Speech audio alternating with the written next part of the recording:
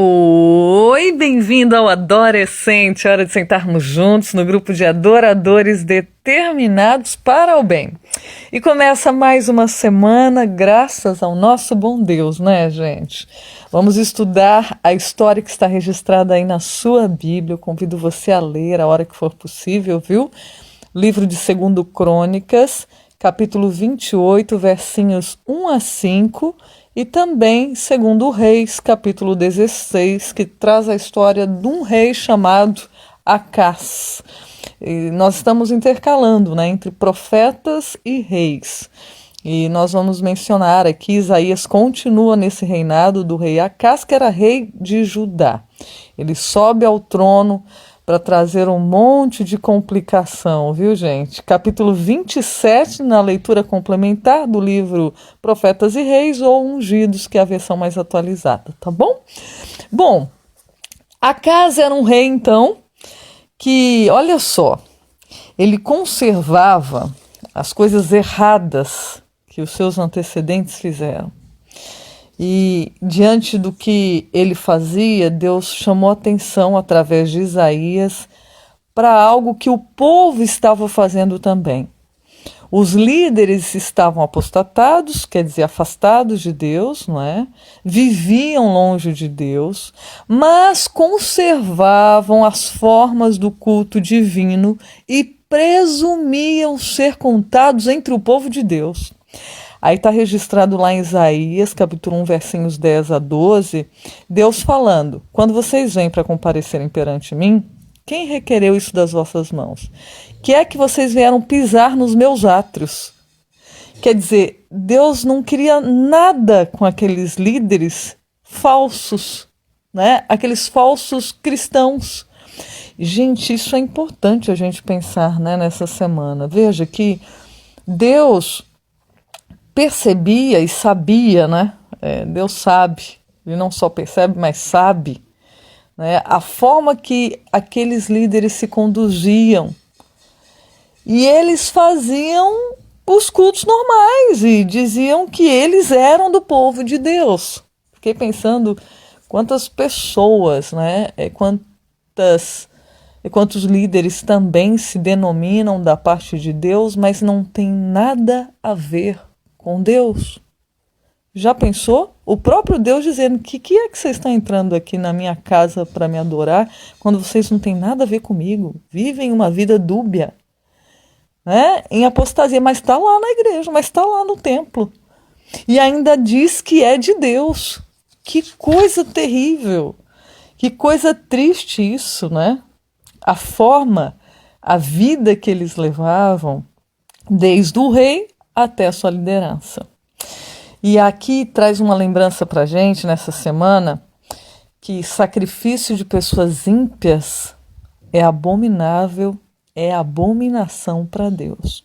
Principalmente, diz Provérbios 21, 27, quando é oferecido com a intenção maligna. Aí Deus chama atenção para as nossas intenções. Por que nós vamos à igreja? Por que nós dizemos que adoramos a Deus? Por quê? Qual é a motivação? Né? Tem gente que faz do meio religioso lugar de comércio, negócios. A intenção é negociar, né? Usar a rede de relacionamento para negócios. Não é pura. E Deus sabe, e Deus vê, e Deus fala, não tem nada a ver comigo. Apesar de usar o nome de cristão, apesar de dizer que é de Deus. Eu estou dando um exemplo, né? Às vezes é pior do que isso, né? Não diria que é pior, porque tudo é ruim quando a intenção é errada, é maligna a situação, né? Mas tem gente que vai nos convívios religiosos para conhecer outras pessoas, para viver uma vida promíscua, inclusive. Agora não, né? Estamos todos em quarentena, mas Deus chama atenção para o que vai no coração. Você pode até não estar presente, né, no meio físico religioso, mas de repente se denomina uma pessoa que pertence a uma religião e vive contrária àquilo que você disse, né? Olha, Deus chamando a atenção, porque Deus é puro, né, puro de coração, e Deus quer salvar, Deus quer ajudar, não é? Só que não combina com Deus, porque ele é puro de olhos, né? Para ele faz mal o mal. Imagina para Deus o quanto faz mal, né? Se para a gente, nós que somos pecadores, a gente olha assim essa hipocrisia religiosa e faz mal, imagina para Deus que é totalmente puro, né? De olhos, de coração. Né? Então, que hoje a gente pense direitinho a respeito daquilo que nós professamos, né? Para que os nossos pecados não façam divisão entre nós e Deus, para que ele não nos ouça, diz Isaías, alertando o povo, né? Para que ele não encubra o seu rosto de nós. Então a gente tem que fazer uma análise dentro do nosso coração.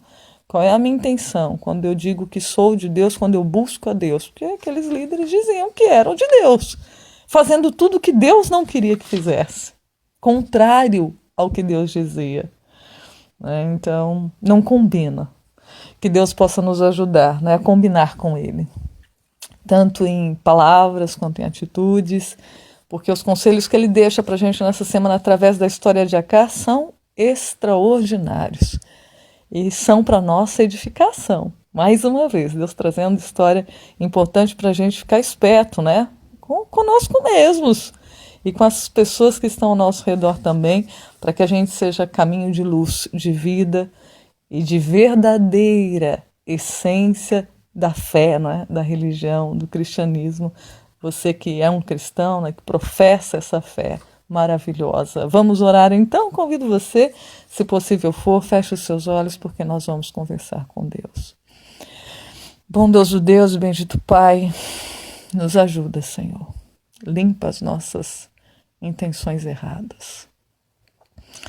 Se há algo que nos separa de Ti, que ninguém vê, ninguém sabe, mas nós sabemos, nós sentimos que está errado, que o Senhor possa nos purificar hoje.